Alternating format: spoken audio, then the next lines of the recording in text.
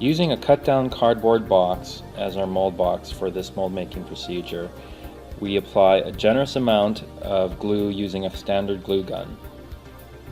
Make sure you coat the bottom of the model completely and the model is held down very securely.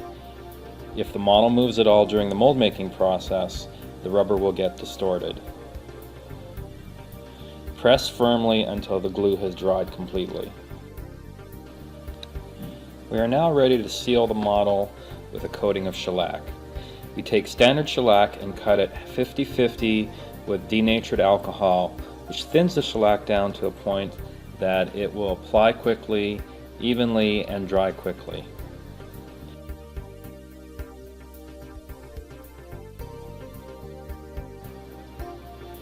Be very generous with your application, but at the same time make sure that there is no puddling on the surface of the model of the shellac.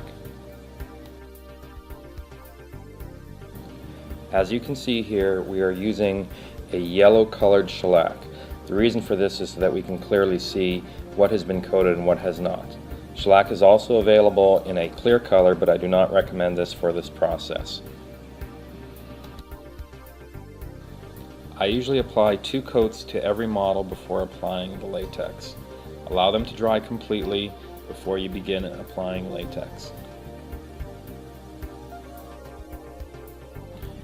Once again, as you're applying the shellac, be careful to watch for buildup in little cracks and crevices. You don't want to lose too much detail from the shellac coating.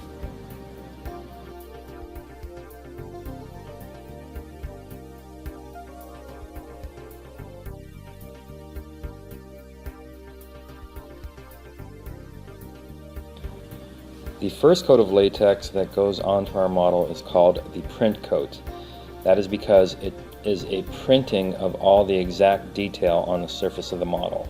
This should go on very carefully and slowly to capture every detail and be allowed to dry as a thin coat. Keep a cup of soapy water around for dipping your brush in. Shake all the soapy water off the brush before you use it for applying the latex. This prevents the brush from getting gummed up too quickly by the latex rubber.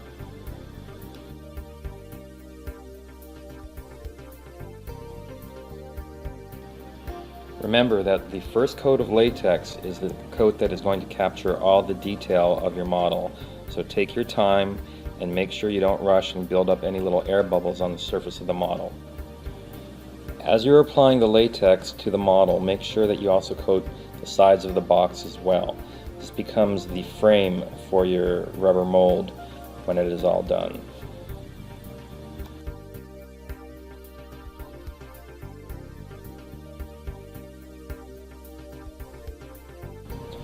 You can of course be more generous as you're applying latex to the sides of the box, as there is no detail here to capture, and it is only acting again as a frame for the model when the rubber mold is complete.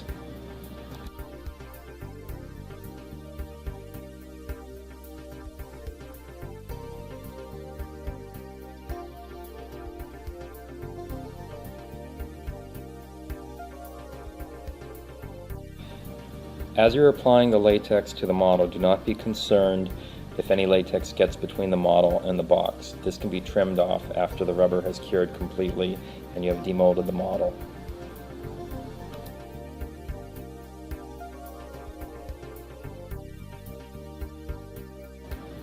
Again, pay attention to detail in the first coat. It is critical that in the first coat, and actually in the first 2 or 3 coats, as these are the thinnest coats that go on, that you are very careful not to get any bubbles or pockets of latex built up, as this will cause surface defects in the final rubber mold.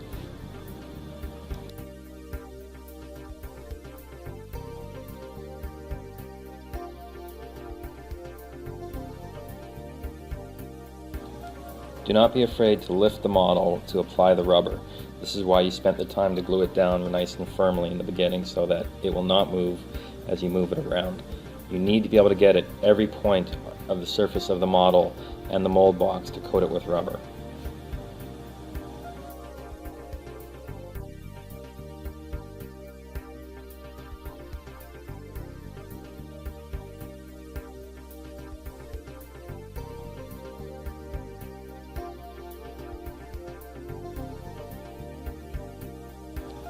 As you're applying the rubber to the model, do not be concerned about the amount of time that it takes you. Latex has no problem bonding to itself. As long as you're working in a clean environment without too much dust or particles or dirt floating around, you'll have no problems with the rubber bonding to itself.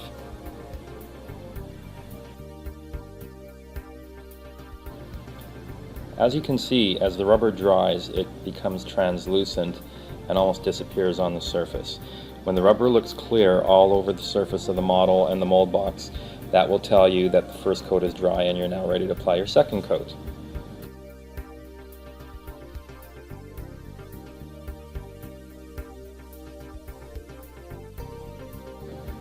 Again, with the second coat of rubber, you should take the time to make sure that it goes on thinly without too much buildup in the little crevices of the model. It is these first 2 or 3 coats that are very critical to giving you a good mold. Don't worry about getting enough rubber on. You will be applying 12 to 16 coats over the entire mold making process. Some people will go as high as 24 coats. It's up to your level of comfort, but what you are looking for here is a mold that is about 1/8 of an inch thick.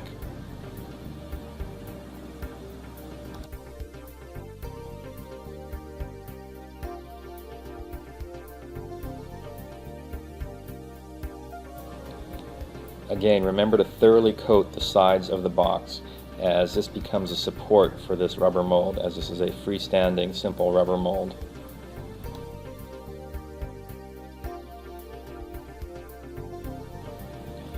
After about 3 or 4 coats of rubber have been applied, you will notice that the rubber begins to change color to a more yellowish tinge. This is the natural color of the latex when it's cured.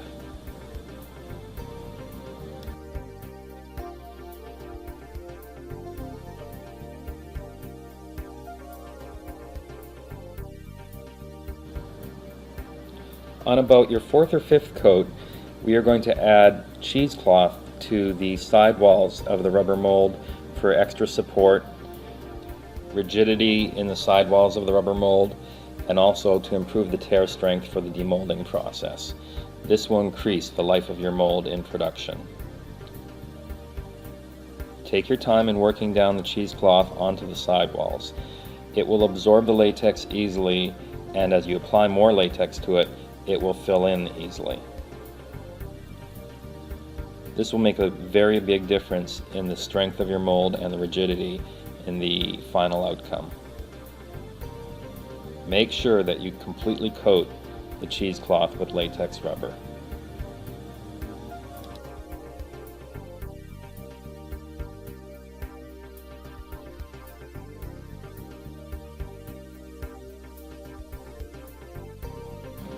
As you can see, the cheesecloth absorbs a lot of latex.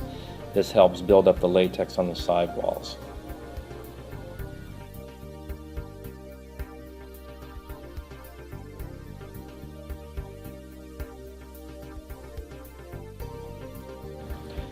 You don't have to worry about any excess cheesecloth hanging over the sides of the rubber mold.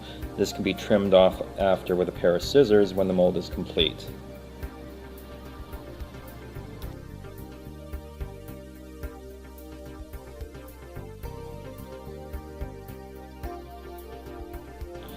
If you're concerned about a possible allergic reaction between your fingers and the latex during the mold making process, you can always wear a pair of vinyl gloves available at most grocery stores.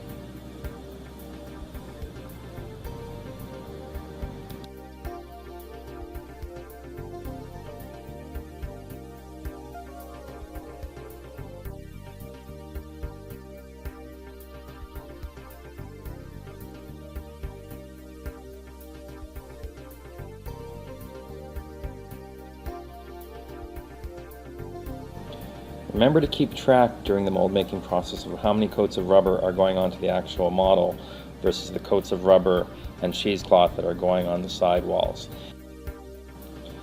It is critical that you get your 12 to 16 coats of rubber on the actual model itself, so don't get lost in applying the rubber to the cheesecloth and building up the thickness of the walls.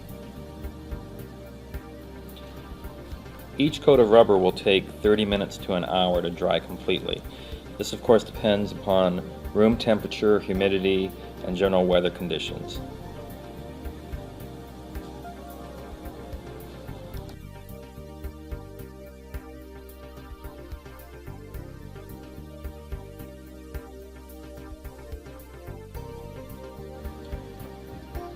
Be very careful putting the rubber in the corner over the cheesecloth. This is one of those areas that easily gets air bubbles and little pockets inside of it, which will create problems in the final mold during the casting process.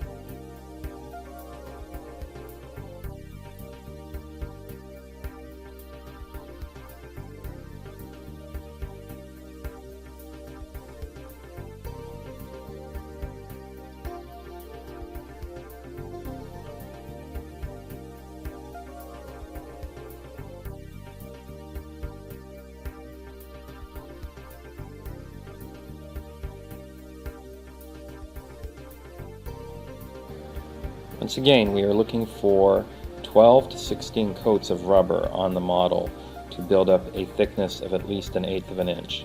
Your sidewalls may be thicker due to the application of the cheesecloth, but the model itself should have 12 to 16 coats of rubber on it. When you have enough rubber on it and it is cured completely, it will be completely opaque and a yellowish color.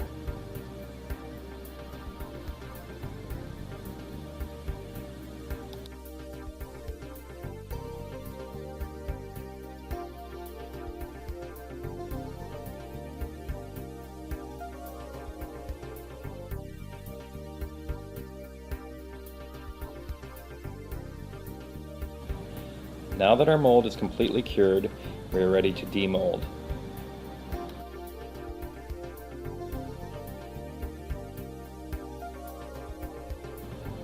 In this step, patience is important.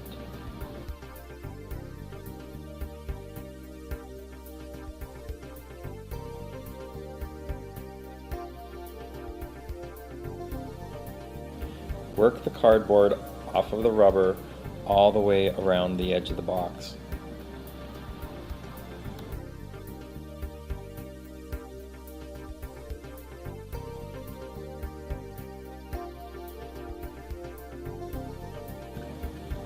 Without too much effort, the cardboard will peel off.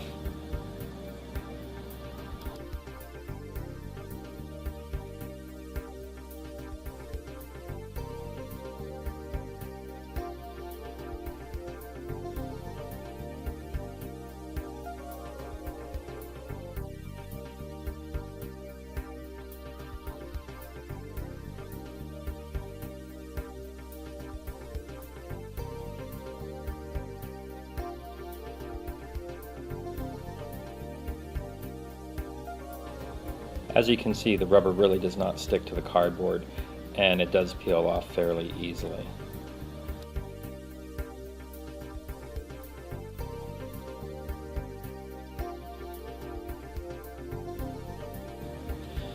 The rubber at this point will peel off the model very easily. As you can see, you can just pull the model right out of the mold without too much effort. The latex peels away, and as you can see, it has captured every detail of the model perfectly.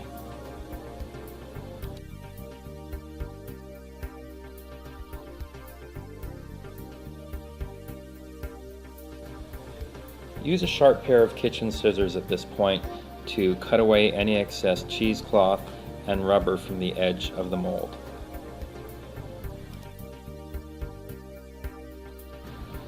Latex rubber does not cut that easily, so take your time in working your way through the rubber.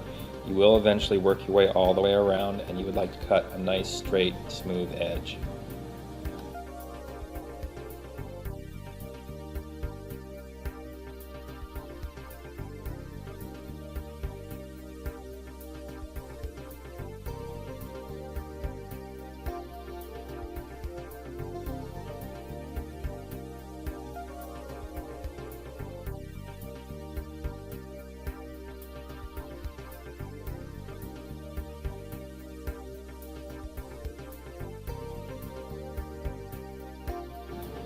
We are now going to trim away excess rubber that seeped under the model during the mold making process.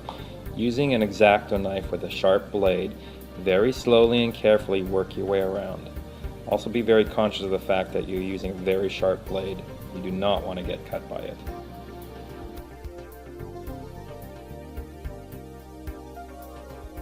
Remember, your goal here is just to trim away the excess rubber. You do not want to take any detail of the model.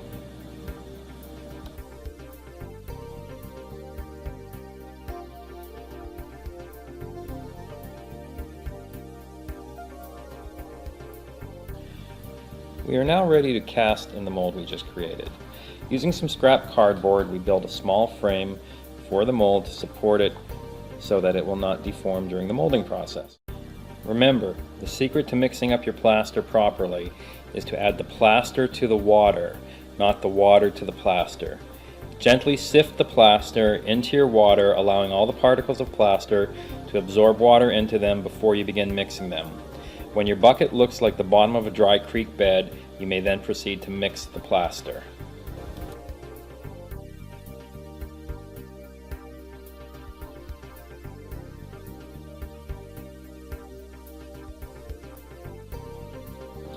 Taking your time in this step will ensure that you have a good quality casting at the end of the process.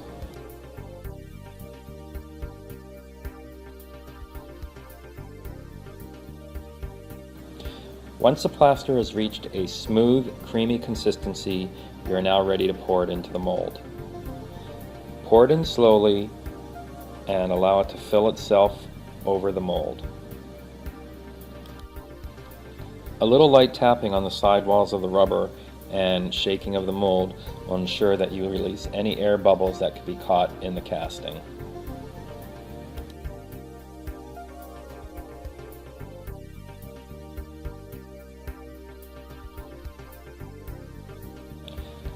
After the plaster is cured completely, we are now ready to demold it from the mold.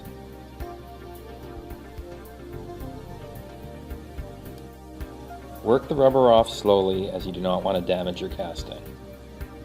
It will peel off quite easily. Latex is a great mold making material.